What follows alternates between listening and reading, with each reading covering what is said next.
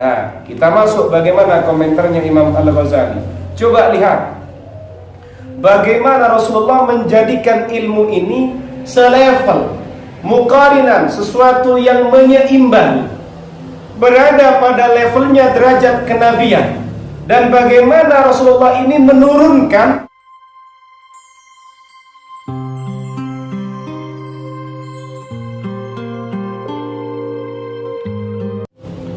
pada malam hari ini kita akan melanjutkan kajian kitab Ihya Ulumuddin halaman 7. Bismillahirrahmanirrahim. Wa qala bersabda sallallahu alaihi wasallam, siapa Nabi Muhammad sallallahu alaihi wasallam, al-alimu adapun orang alim, aminullahi subhanahu fil ard. Aminullahi adalah sosok yang diberi kepercayaan oleh Allah subhanahu, maha suci Allah, fil ardi, di bumi. Pada hadis ini Nabi Muhammad sallallahu alaihi wasallam bersabda bahwasannya orang yang punya ilmu itu adalah aminullah. Aminullah itu adalah makhluknya Allah yang mendapatkan amanah, yang mendapatkan kepercayaan dari Allah subhanahu wa ta'ala fil ardi, di muka bumi ini. Jadi yang mendapatkan amanah langsungnya itu orang alim. Wa qala bersabda sallallahu alaihi wasallam, siapa Nabi Muhammad sallallahu alaihi wasallam, sinfani adapun dua kelompok manusia, min ummati dari umatku, idza saluhu jika baik siapa sinfani min ummati, saluha maka baik annasu siapa manusia, wa idza fasadu jika rusak siapa sinfani min ummati, fasada maka rusak annasu siapa manusia, al-umara'u yaitu orang-orang yang punya kekuasaan dalam pemerintahan, wal fuqaha'u dan para faqih. Ada dua hadis yang sudah kita maknai. Yang pertama, Nabi Muhammad sallallahu alaihi wasallam memberikan informasi orang alim ini adalah aminullah, kepercayaannya Allah subhanahu wa ta'ala di muka bumi ini. Kemudian pada hadis yang kedua, ada dua kelompok manusia dari umatku ini. Jika kedua kelompok ini baik, maka manusia itu baik. Tapi jika kedua kelompok ini rusak, maka manusia dari umatku ini juga ikut rusak. Kerusakan umat ini kembali kepada dua kelompok manusia. Kelompok yang pertama adalah al-umara, orang-orang yang punya kekuasaan dalam pemerintahan, para pejabat, para pemerintah, baik dari jajaran tertinggi sampai jajaran paling bawah. Kemudian yang kedua adalah al-fuqaha, para faqih, orang yang paham, yang ngerti dengan agamanya Allah. Dua kelompok ini, kalau mereka baik, manusia baik. Tapi kalau kedua kelompok ini bermasalah, maka manusia pasti hancur, pasti rusak, karena powernya berada di dua kelompok manusia. Kalau al-umara dia punya kebijakan, punya perintah, punya rekomendasi, punya mandat, punya macam-macam. Sementara fuqaha ini juga banyak peran. Bagaimana beliau-beliau ini menghukumi tentang satu kasus dalam pandangan agama bagaimana. Kalau ternyata fatwa yang disampaikan oleh para faqih ini adalah fatwa yang sesat, maka manusia menjadi sesat. Berarti pelakunya adalah orang-orang yang menyesatkan. Itu diantara perannya al-umara dengan al-fuqaha.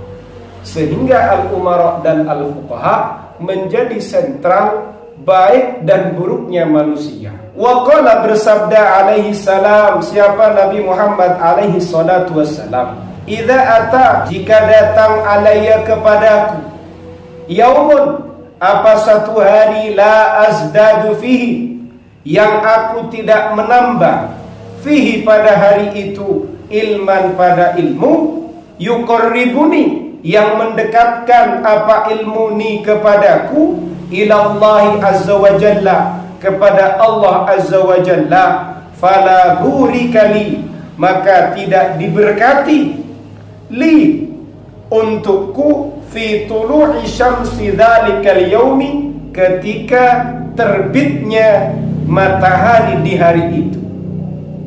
Coba, ini menjadi penyemangat bagi kita. Katanya beliau, baginda kita Nabi Muhammad alaihi salatu wassalam, jika datang kepadaku, jika datang kepadaku satu hari, ternyata di hari itu saya tidak menambahi pengetahuan, saya tidak menambahkan satu ilmu yang menjadikan aku dekat kepada Allah.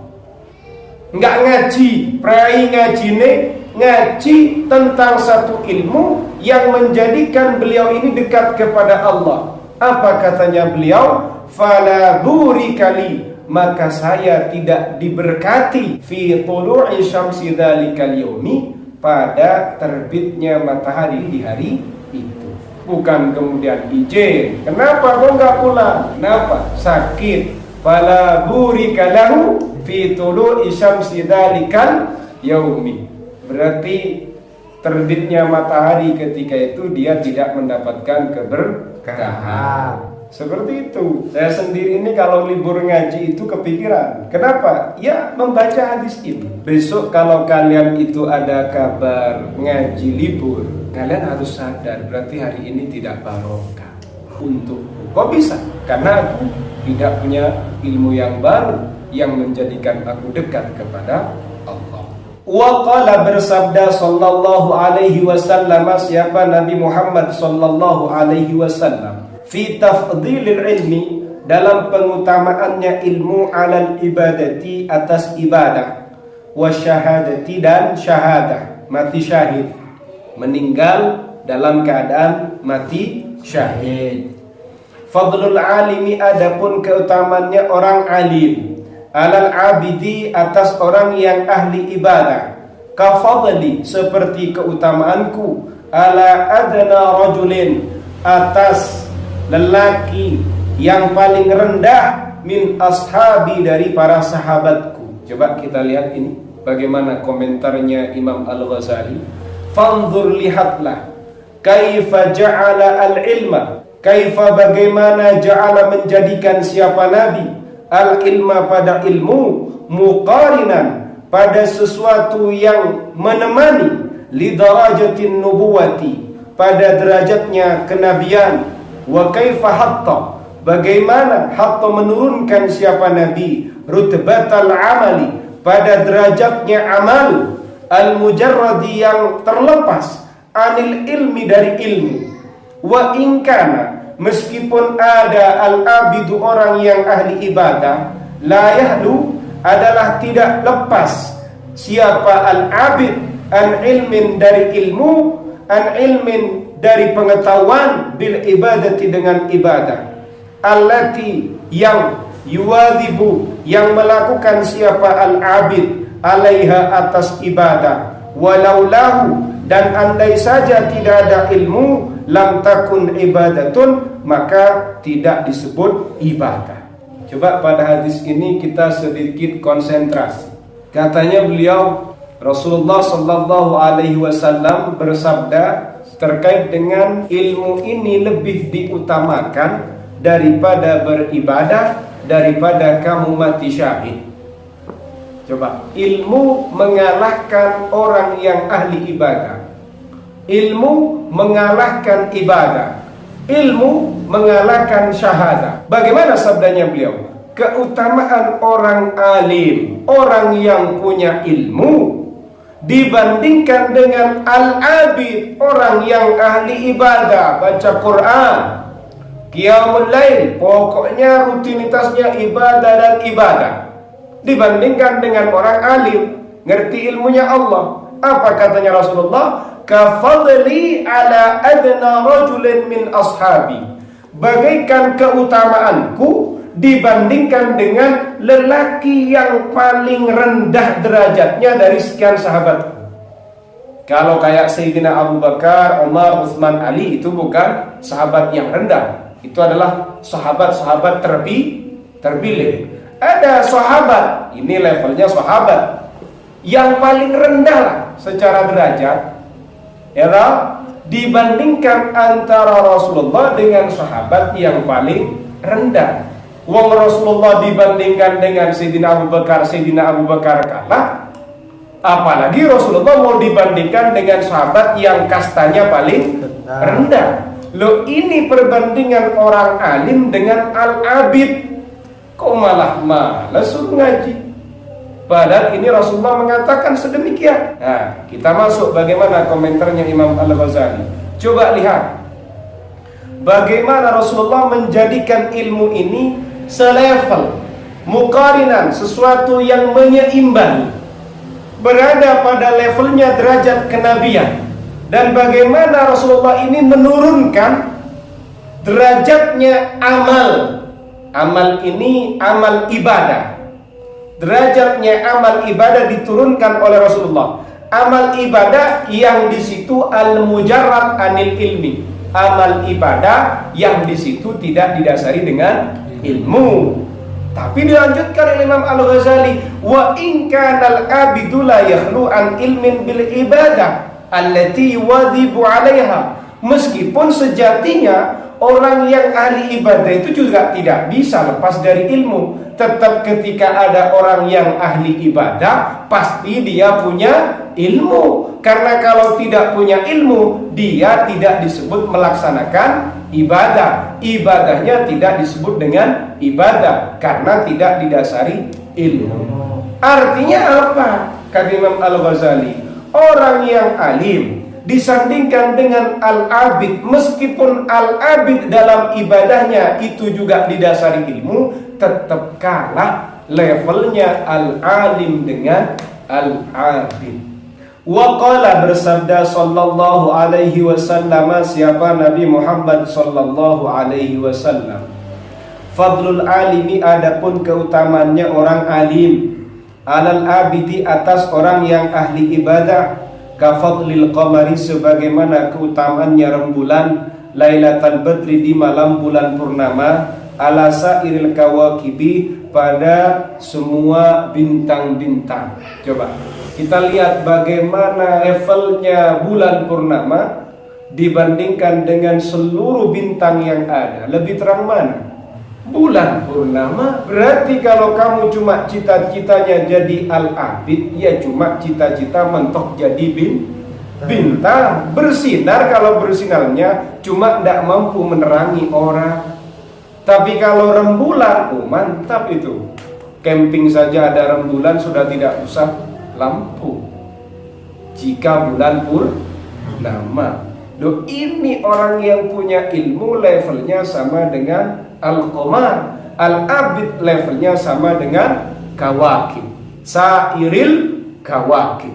Wa qala, bersabda sallallahu alaihi wasallam, siapa Nabi Muhammad sallallahu alaihi wasallam, yashfa'u, memberikan syafaat yaumal qiyamati, kelak di hari kiamat, salasatun, siapa tiga kelompok manusia, al-anbiya'u, beliau adalah para nabi, summal ulama'u, kemudian para alim, summa syuhada'u, kemudian para syahid. Katanya Rasulullah sallallahu alaihi wasallam, ada tiga kelompok manusia yang bisa memberikan syafaat, bisa memberikan pertolongan. Siapa mereka itu? Jelas, yang pertama adalah al-anbiya, para nabi. Yang kedua adalah al-ulama, para alim, orang yang berilmu juga memberikan syafaat. Lalu kemudian yang nomor tiga adalah asyuhada. Tetap asyuhada masih di bawahnya al-ulama. Fa'a'zama, mengutamakan siapa nabi bimartabatin, dengan satu derajat. Ia yang ada pun martabah. Tilwun nubuwati, adalah mengiringi kenabian, wa fawqa syahadati, dan di atasnya syahadah, ma'ama, beserta sesuatu, warada, yang ada apa, ma fi fadli syahadati, dalam keutamaannya syahadah, atau meninggal dalam keadaan syahid.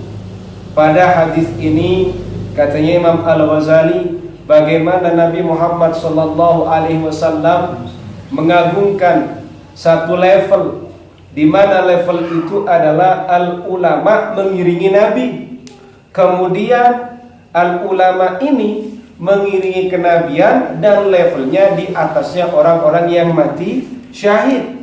Padahal dalam urusan mati syahid, meninggal dalam keadaan syahid, di situ juga ada dalil yang berbicara tentang keutamaannya orang yang meninggal dalam keadaan syahid. Waqala, bersabda Rasulullah sallallahu alaihi wasallam, siapa Rasulullah sallallahu alaihi wasallam, ma'ubida, tidak disembah, Allah, siapa Allah Ta'ala, maha tinggi Allah, bisyai'in, dengan sesuatu, afdala, yang lebih utama, min fikhin, daripada pemahaman, pengertian, fitini, tentang agama, wala faqihun wahidun, niscaya adapun orang faqih, wahidun, yang satu, asyaddu, itu lebih berbahaya, lebih dahsyat, ala syaitani, menurut syaitan, min alfi abidin, daripada 1000 orang yang ahli ibadah, walikulli syai'in, bagi setiap sesuatu, imadun, tiang, wa imadu hadat dini, adapun tiangnya agama ini, al-fiqhu, adalah fikih.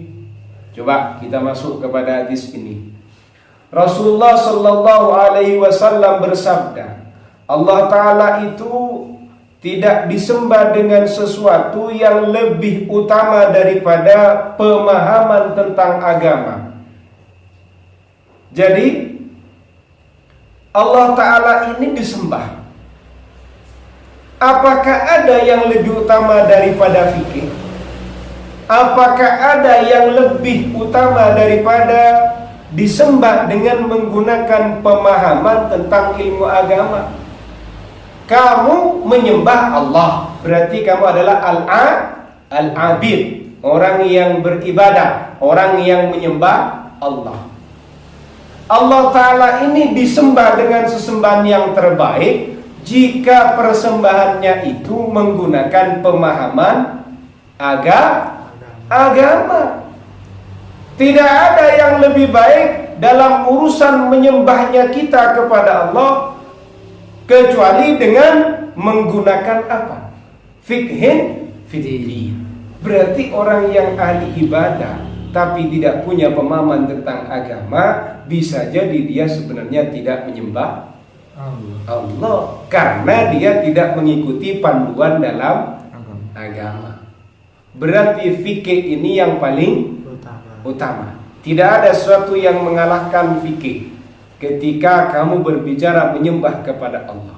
Fikih itu apa? Memahami fitini tentang agama. Kalau kamu paham dengan urusan agama kamu, berarti kamu menyembah Allah benar. Tapi kalau kamu tidak paham dengan urusan agama kamu sok tahu dalam penyembahan kamu kepada Allah, dalam urusan ibadah kamu kepada Allah. Makanya tidak salah satu orang yang paham ilmu agama itu lebih memayahkan menurut syaitan daripada 1000 ahli ibadah. Itu ada 1000 orang yang ahli qiyamul lail, tahajud, baca Quran. Ilmunya dia cuma ilmu baca Quran, ilmu tahajud, ilmu doa. Muter-muter di situ sudah. Itu yang diamalkan. Dibandingkan dengan orang alim, padahal tidak ibadah orang alim itu. Cuma banyak ilmu pengetahuannya yang ngajari manusia. Qiyamul lail tidak, dia cuma melaksanakan yang wajib saja. Ini lebih menakutkan menurut syaitan daripada 1000 abid yang ada di masjid tadi. Makanya lanjutan dari hadis ini, setiap sesuatu itu ada penopangnya, ada tiangnya. Sementara tiang agama ini adalah fikih. Kenapa kok fikih? Salat itu kalau tidak mengerti tentang fikihnya, tidak mengerti acuannya, tidak mengerti tata caranya secara agama, salat kamu benar apa enggak benar? Enggak benar. Berarti lebih penting mana sholat dengan memahami agamanya? Memahami. Karena kalau kamu sholat tanpa paham ilmunya, kamu pasti salah. Ngaji dulu. Waqala, bersabda sallallahu alaihi wasallam, siapa Nabi Muhammad sallallahu alaihi wasallam, khairu dinikum, adapun sebaik-baik agamanya kalian, aisarhu, adalah paling ringannya, wa khairul ibadati, adapun sebaik-baiknya ibadah, al-fiqhu, adalah fikih. Wa qala sallallahu alaihi wasallam wallahu a'lam Bismillah.